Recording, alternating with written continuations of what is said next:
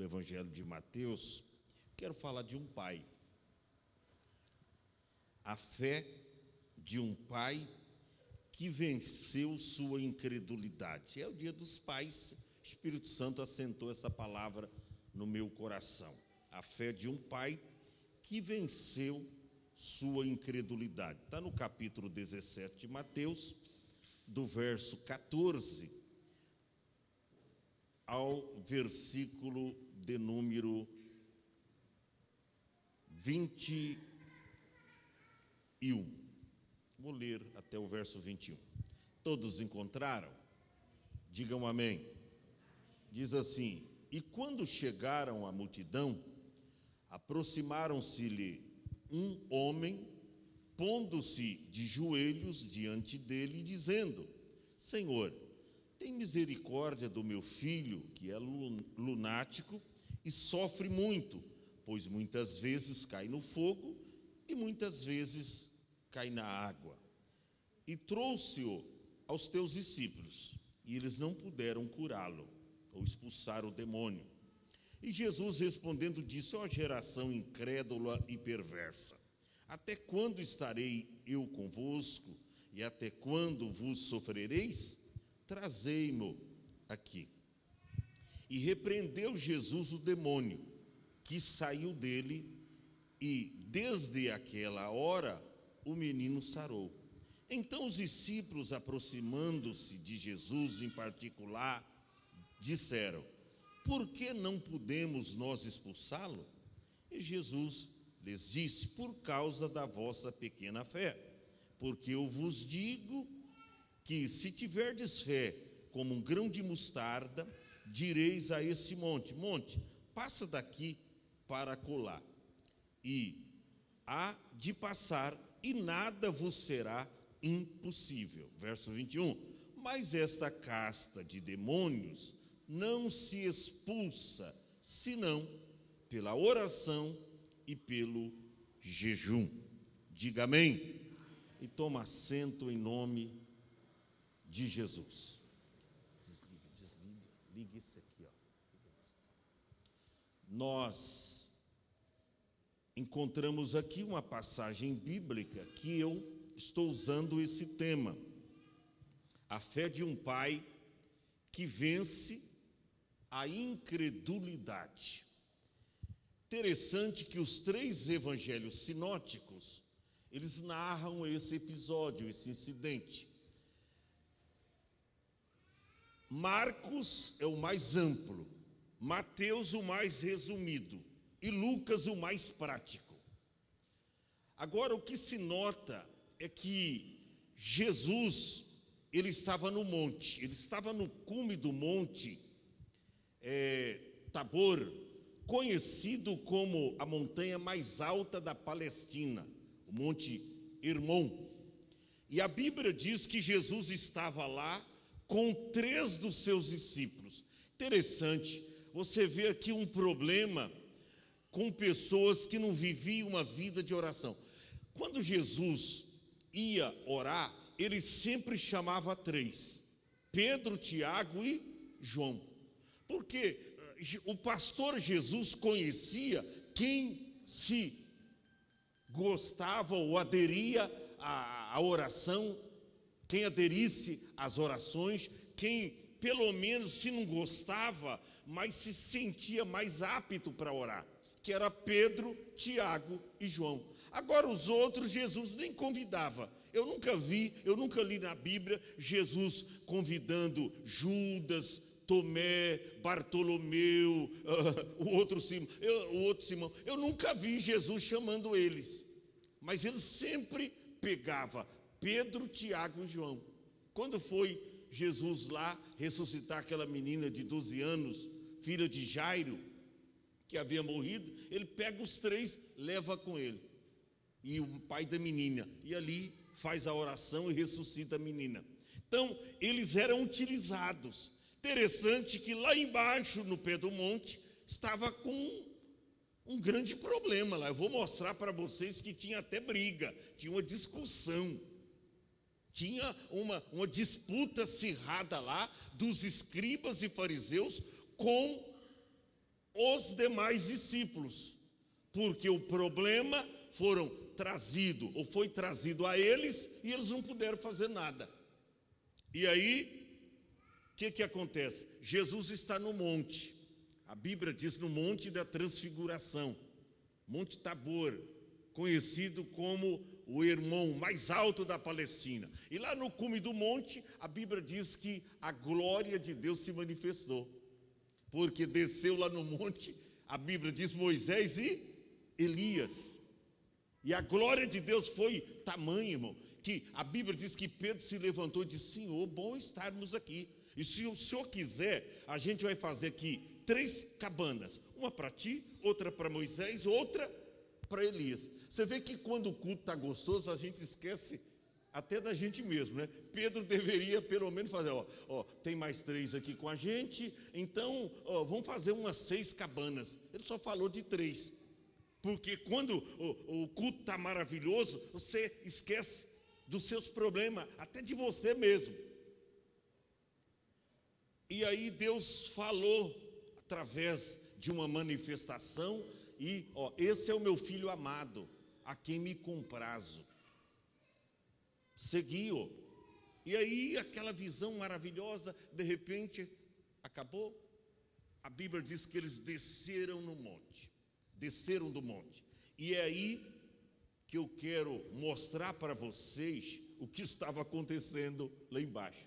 No monte, uma maravilha, visão do céu, Moisés tendo prazer, porque aqui era na terra prometida, Moisés não entrou na terra prometida, mas agora estava ali Moisés na terra prometida.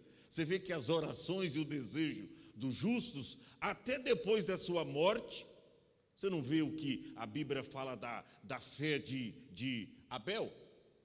Que a sua fé fala ainda até os dias de hoje, a fé.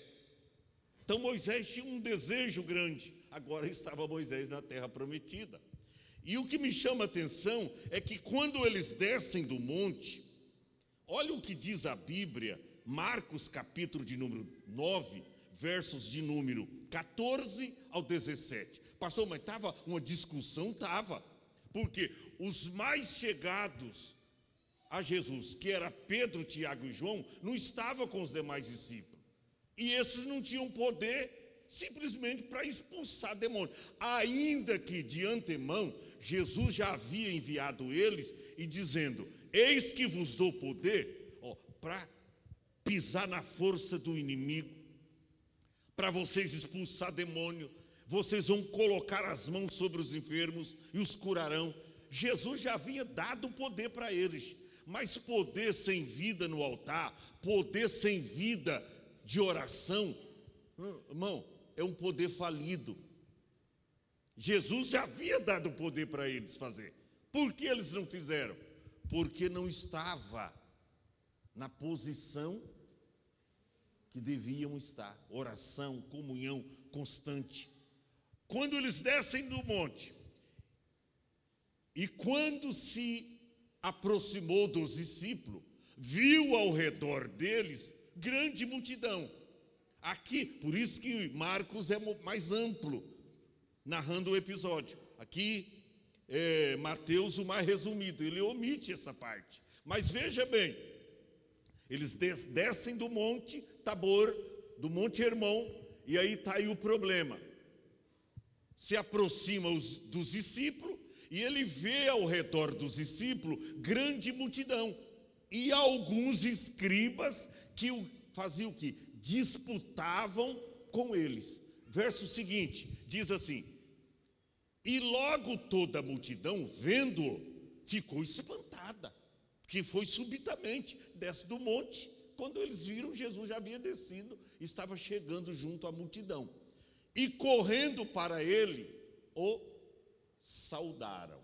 A multidão, não fala dos escribas. Verso seguinte: e perguntou aos escribas. Aí Jesus dirige aos causadores de contenda, de discussão. Você não tem alguns? Ele se dirige a eles e diz: o que é que vocês estão discutindo com os meus discípulos? O que vocês estão fazendo? Discutindo com os meus discípulos? E aí entra a imagem do Pai. Entra a imagem do Pai.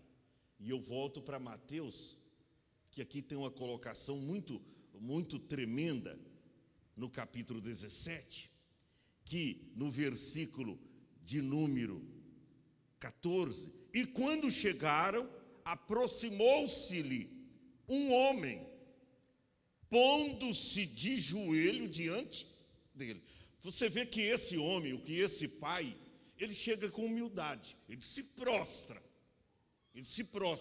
Marcos esqueceu desse detalhe. Mas Mateus observou que quando esse homem chega para fazer a sua petição, ele se prostra.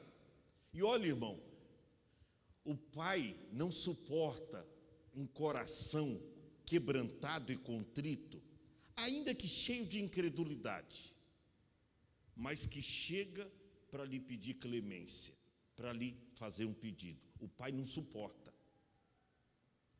Quando você chega com a oração decisiva para apresentar para Deus um problema, olha, o pai está disposto em te ajudar.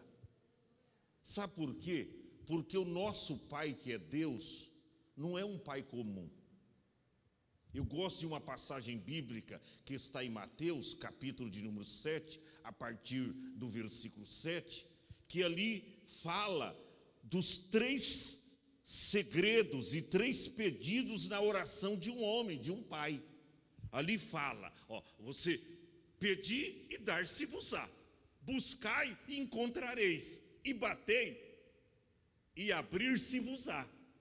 Ou seja, há 3 segredos aí nesse pedido de um pai. É você bater, porque pedir, dar-se-vos-á, buscai e encontrareis, batei e abrir-se-vos-á. O verso seguinte diz, porque aquele que pede, recebe.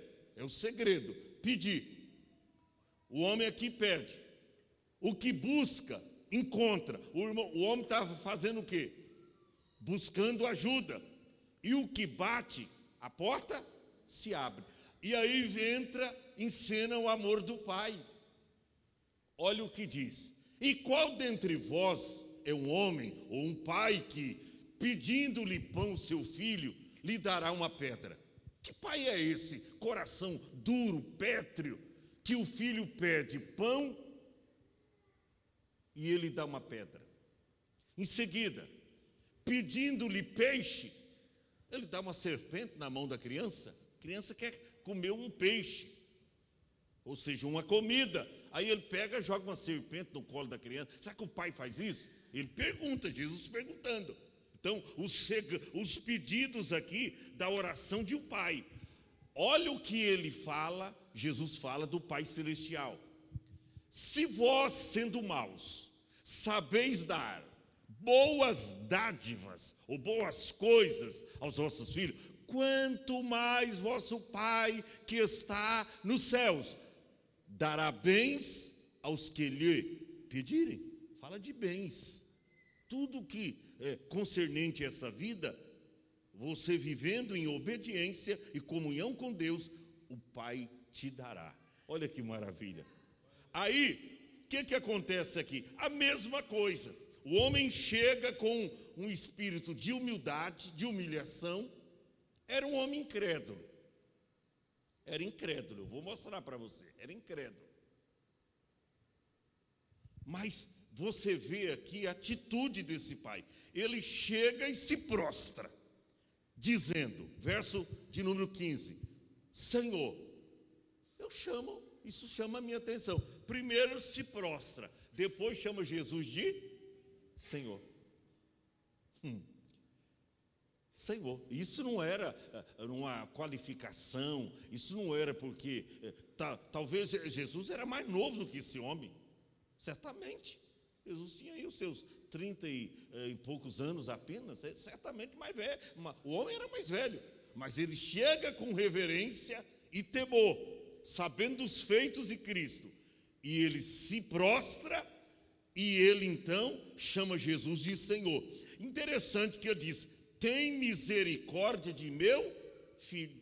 Eu estava estudando, falei, olha, diferente da mulher Ciro-Fenícia, a mulher cananeia. Por quê? Porque naquele episódio da mulher cananeia, ela chega para fazer a sua petição e ela diz, Senhor, tem misericórdia de mim, que a minha filha está miseravelmente endemoniada. Ou seja, eu percebo nesse outro episódio que a mãe sofria mais do que a filha endemoniada, porque já pensou, ela que convivia com aquela filha, e vendo ela possessa do maligno, se jogando no chão, cascavelando como cobra, essa mãe não tinha paz, ou seja, ela sofria mais do que a filha. Agora esse aqui, quem sabe o pai saía para trabalhar, e ele diz, ó, tem misericórdia do meu filho. Ele sofria muito, mas a mãe daquela sofria mais, mas os problemas eram iguais. A filha endemoniada e esse filho, a mesma situação, endemoniado.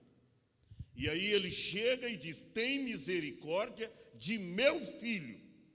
Ou seja, ele tem problema, mas ele é o meu filho. Ele é endemoniado, mas é o meu filho.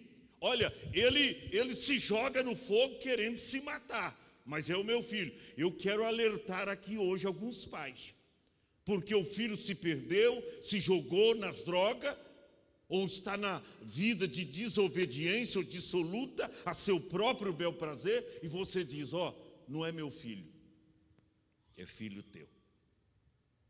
Ele tem problema, mas é teu filho. Ele está nas drogas, mas é o teu filho. Ele é endemoniado, ou está endemoniado. Não é que ele está endemoniado, mas é o teu filho. Ele anda em desobediência, mas é o teu filho. Trata-o como teu filho. Não é assim que Deus nos trata? Mesmo sendo filhos da desobediência, Ele crê que a gente pode mudar. E Ele diz, eu nem vou chamar vocês mais de servos, eu vou chamar vocês de amigos, se vocês fizerdes o que eu vos mando. Então, trata o seu filho como filho, trata a sua filha como filha, mesmo que está na desobediência, ou se entrou pelo caminho da prostituição, ou se o filho entrou nas drogas, trate como filho, pois ele vai reconhecer essa sua atitude mais tarde. Se hoje ele nem te considera como pai, não tem problema. Dias virão, ele vai aprender. Então, isso aqui me chama a atenção, porque o homem se prostra, chama Jesus de Senhor e diz, ó, tem misericórdia do meu filho. Ele é lunático, mas é meu filho. Ele tem problema, mas é meu filho. Ele está endemoniado, mas é meu filho. Tem misericórdia dele, Senhor. E ele diz aqui, é lunático e sofre muito.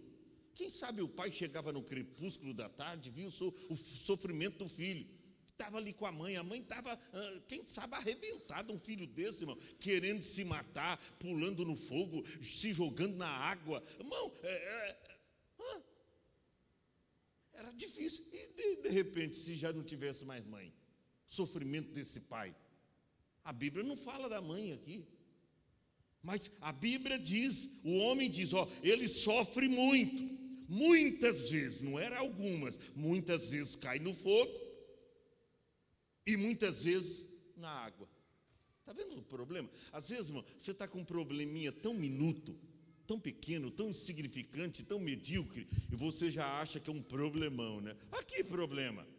Eu vivi isso aqui, eu sou filho de uma ex-feiticeira. A minha mãe foi a maior feiticeira da região de Barretos, cidade interiorana, e eu vi o demônio se manifestando na minha casa e na vida da minha mãe. Juntava 5 homens e não conseguia segurá-la. Eu não sei a força que ela tinha. Ela é uma mulher alta e era nova, já tem esse problema dela desde nova. E ela tinha feiticismos em casa, e quando fazia os despachos, e às vezes ela estava em falta com alguns guias dela lá, eles vinham e os demônios pegavam, tomavam ela, quebrava a cama, meu pai, a gente, não, e eu ficava com medo, eu era garoto, eu me lembro, ficava com medo. Então, é algo terrível, pessoas que têm esse tipo de problema em casa. E agora você com um problema tão pequeno já quer jogar a toalha, já quer desistir de tudo, porque às vezes está com problema na família, porque às vezes está com problema em casa. Pare com isso, irmão. Tenha fé, poder de superação. Olha o que esse pai fala para Jesus. Isso aqui nos comove. Ele cai no fogo, muitas vezes cai na água, e ele mostra aqui, não é que ele está entregando os discípulos, não. Mas ele diz, ó Senhor, é o seguinte, eu trouxe-o aos teus discípulos, mas a oração deles, o poder deles, foram fracos. Eles não puderam fazer nada. Que decepção, né, Thaís? Já pensou? Por quê? Porque os discípulos que oravam e que tinham vida com Deus, estavam com Jesus, Pedro, Tiago e João. Os outros não oravam, está vendo, irmão? Que quem ora tem mais poder de superação. Talvez você está aí capengando espiritualmente, você não tem vida de oração. E eu vou mostrar aqui porque eles não puderam expulsar o demônio, exatamente por esse problema. Não tinha vida com Deus, não tinha vida de oração. E aí, ele entrega os discípulos. Graças a Deus que os 3 que subiram com Jesus ficou isento aqui dessa entrega, porque eles estavam com Jesus. Eu trouxe-o aos teus discípulos, mas eles não puderam curá-lo. Aí parece que Jesus se revolta. A expressão de Jesus aqui é que ele não falou brandamente, não. Olha o que está escrito. E Jesus respondendo disse: ó geração incrédula e perversa. Parece que Jesus, ele dá um outro tom aqui nessa palavra. Geração incrédula e perversa. E sabe que hoje nós estamos diante de uma geração tão incrédula e perversa, irmão. Perversa mesmo, pervertendo os juízos de Deus, os padrões estabelecidos por Deus. Olha, se aquela geração era incrédula e perversa, se fosse nos dias de hoje, eu não sei o que Jesus diria. Eu não sei o que Jesus diria. Mas ele, em um tom certamente não irônico, eu não sei, mas ele diz: ó geração incrédula e perversa. Até quando? Até Jesus se sentia. Por isso que Jesus ia para alguma cidade, Corazim, por exemplo, ele não pôde operar lá muitos milagres, por causa da incredulidade do povo. E Jesus não se dá bem com incredulidade. Por isso, quando Deus falar através da palavra, irmão, acredita piamente. Jesus, ele não gosta de incredulidade. Deus não gosta de incredulidade. Não é à toa que o escritor aos Hebreus foi contundente no capítulo 11, verso 6. Ele diz, sem fé, sem você acreditar, é impossível agradar a Deus. Por quê? Porque é necessário que aquele que se aproxima de Deus, primeiro, creia que Ele existe. Isso é o básico. Tem gente que crê que Ele existe. Tem muita gente lá fora que crê que Ele existe, mas não crê na segunda parte. E é galardoador daqueles que crê, não, que busca. O homem estava buscando, era incrédulo, mas estava no caminho certo, estava buscando. Ele estava fazendo certo. Ele chegou, apresentou o problema. Ele diz, olha Senhor, só que tem um problema. Eu trouxe aí aos teus discípulos, não puderam curá-lo. Aí Jesus diz, traz aqui, verso 17, as últimas palavras. Trazei-mo aqui. A Bíblia diz que Jesus repreendeu o demônio. Você vê que o causador de tudo, irmão, era o demônio. Tinha muitos desse tipo de problema no meio desse povo. E às vezes eu fico pensando, hoje, às vezes os nossos problemas são tão diferentes, às vezes não é nenhuma luta dessa direto com o diabo. São problemas corriqueiros, irmão. Sabe? E a gente quer culpabilizar o diabo. Aqui era o diabo. Eu sei de uma historinha que encontraram o diabo uma certa feita, guerreiro, esqueci o nome, Ariel.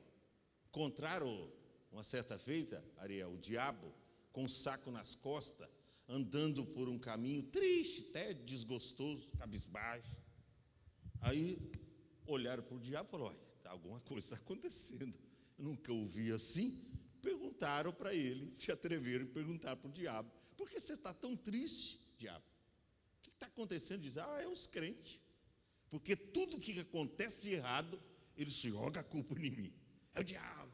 Não, mas o diabo não, é você que não vigia, é você que se ausentou da oração, é você que é agressivo, é você que não sabe o que falar, é você que não tem humildade para pedir perdão, irmã, é você. Muitas vezes a gente culpabiliza o diabo. Eu digo: eu estou triste porque tudo que os crentes fazem de errado, coloca a culpa em mim. Os nossos problemas são tão diversos. Isso aqui é problema real, ou problemas reais, que acontecia naquilo. Irmão, hoje os nossos problemas são tão... Às vezes eu fico pensando, tem gente que conta o probleminha para a gente, eu falo: meu Deus, isso aí é uma coisa tão simples, sabe? Por que essa pessoa não tem graça, sabedoria para resolver? Não dá para entender. Veja bem, o problema era um big problema. O menino era possesso do maligno. Se fosse nos dias de hoje e morasse num apartamento, você não podia, você tinha que pôr uma grade lá no apartamento em cima. Então ele pulava lá e se matava. E hoje até não sei quem mandou um vídeo para mim, acho que é o Dário que mostra uns negócios esquisitos para mim. Mostrou um camarada pulando de lá de cima. Eu falei: pelo amor de Deus, irmão, é uma agonia. Esse é um doido, entendeu? Mas às vezes a doidura não é tanto o diabo, as drogas, é os vícios. É um outro tipo de problema. Mas aqui era realmente o diabo. Jesus repreende o demônio, verso 18, dizendo: sai dele.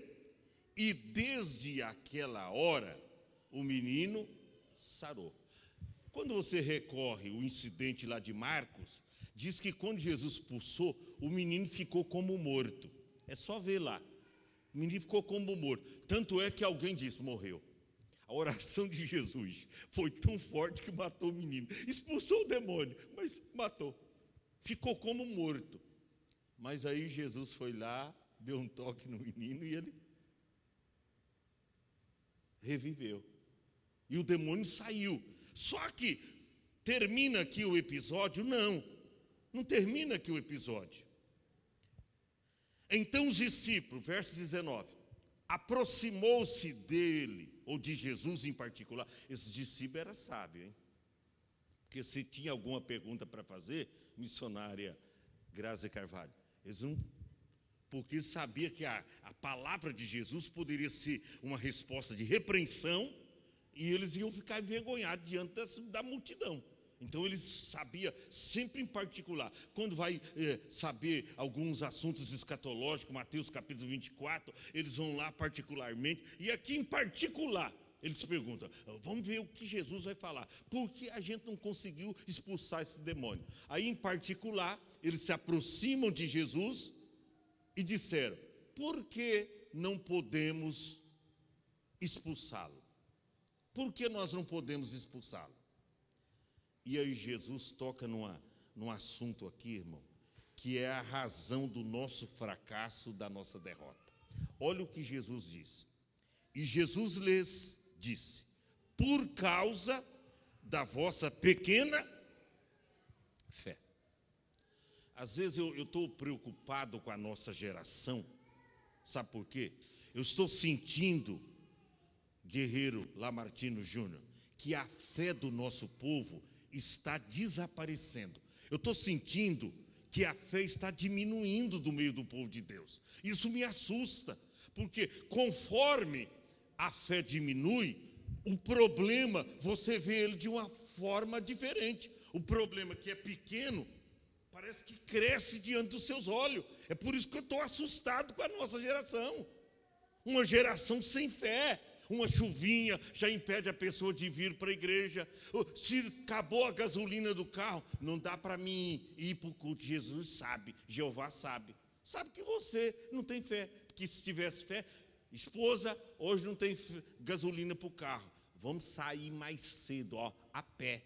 Você lembra antigamente como é que os cristãos serviam a Deus? Eles caminhavam 6, 10 quilômetros, iam a pé, iam cantando, salmodiando, e ninguém murmurava. Não tinha carro e não perdia culto. Porque não tem gasolina, hoje não dá para vir no culto? A nossa geração está sem fé. E a Bíblia diz que sem fé é impossível agradar a Deus.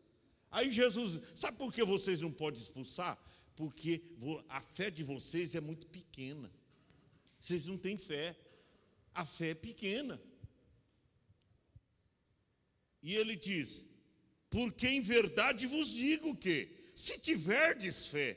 Olha, eu tinha aqui, até uns dias atrás, um vidrinho de semente da mostarda.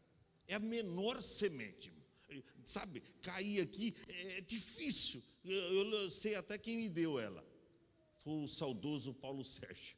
Ele que me deu. Uma vez ele pregou sobre fé e ele trouxe esse negócio. Falou, eu vou deixar aqui. Interessante, é a menor semente. Jesus ali, ele não manda ter uma fé grande. Só uma pessoa, duas pessoas no ministério de Jesus, que ele elogiou a fé. A mulher cananeia, que eu já citei dela, falou, mulher, grande é a tua fé, grande é a tua fé. Não era da casa de Israel, era uma mulher estrangeira, Ciro-fenícia, cananeia, mas demonstrou uma fé. E aquele homem que Jesus disse, eu nunca vi tanta fé aqui em Israel, igual a fé desse homem. Só dois. Jesus não pede muita coisa para você não, quer que você tenha fé. Ele diz, é por causa da pequena fé de vocês, porque se vocês tiverem fé como um grão de mostarda, vocês vão dizer ao monte, e agora eu me dirijo a você, qual é o monte que está atrapalhando a sua visão espiritual? Qual é o monte que está diante de você que parece que é inabalável, intransponível? Qual é o monte?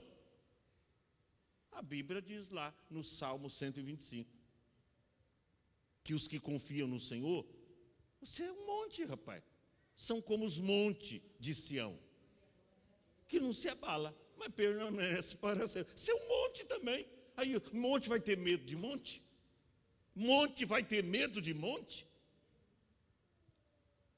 Vocês vão dizer ao monte, passa daqui a acolá. E há de, olha, através da fé. É através da fé. Vai passar. E nada vos será impossível. Mas eu fecho aqui para a gente terminar. Só que Jesus deixa aqui um detalhe muito importante. Verso 21. Mas esta casta de demônio. Ou seja, isso aqui não era um problema pequeno. Era um big problema. Era uma legião de demônios. Uma casta de demônios. Tá? Para aquele gadareno lá, é uma legião, aqui uma casta de demônios. Tem gente que diz que era 100 demônios, uma casta de demônios. É muitos demônios, não vamos numerá-los aqui, mas é muitos demônios, uma casta de demônios. Ele diz, mas esta casta de demônios não se expulsa, senão pela oração e pelo jejum. O que eu entendo com isso, missionária Thaís? Que tem problema que vem até mim e até você, que vem até nós, que se você não orar, jamais você vai conseguir superar essa situação, jamais. O problema, ele vai se avolumar diante de você, que quando você olhar, falar, meu Deus, estou perdido.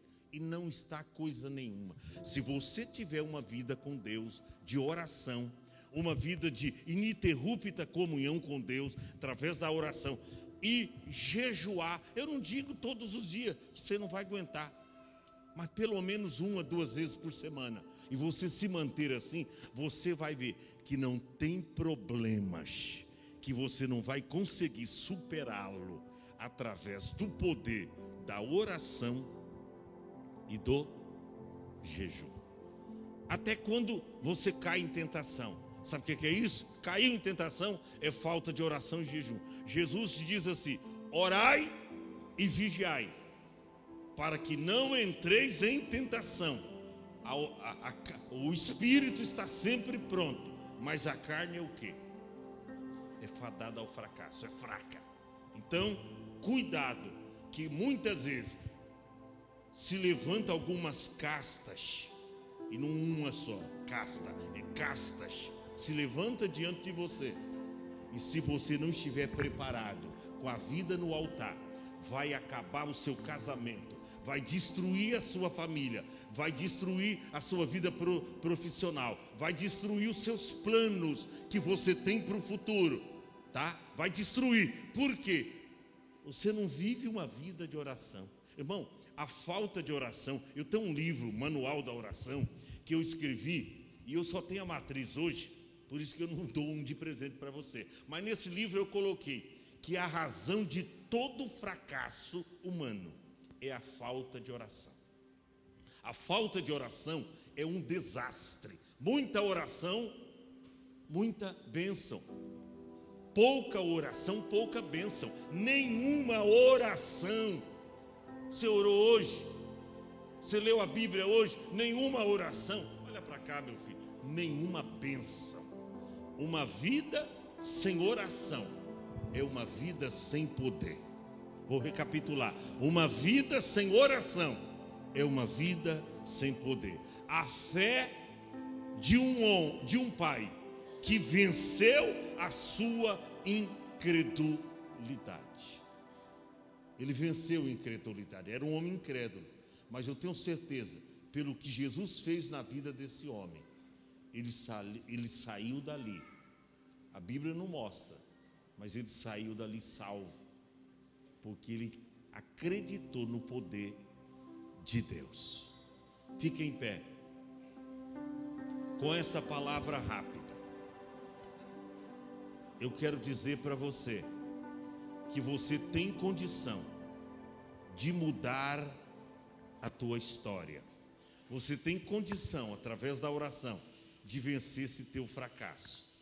Nós vamos